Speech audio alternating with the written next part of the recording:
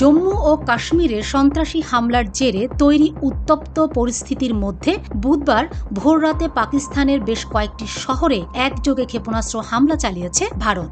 ভারতীয় সামরিক সূত্র জানিয়েছে, দেশটির ৩ বাহিনী স্থল, নৌ ও বিমানবাহী সমন্বিতভাবে এই অপারেশন চালিয়েছে। পাকিস্তানে এই অপারেশনের নাম দেওয়া হয়েছে অপারেশন সিঁদুর।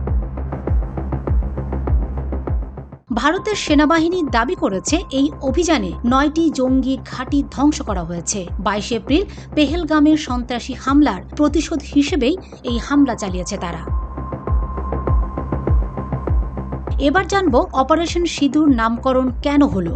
সংবাদ মাধ্যম এনডিটিভি জানিয়েছে, সিঁদুর হিন্দু বিবাহিত নারীর মঙ্গল ও স্বামীর দীর্ঘায়ুর প্রতীক। পেহেলগামে হামলায় যেসব নারী চোখের সামনে তাদের স্বামীকে হারিয়েছে, তাদের কপালের সিঁদুর মুছে গেছে সেদিন। সেই শোক ও রক্তক্ষয়ী বাস্তবতাকে সামনে এনে ভারতীয় সেনাবাহিনী এই অভিযানের নামকরণ করেছে সিঁদুর।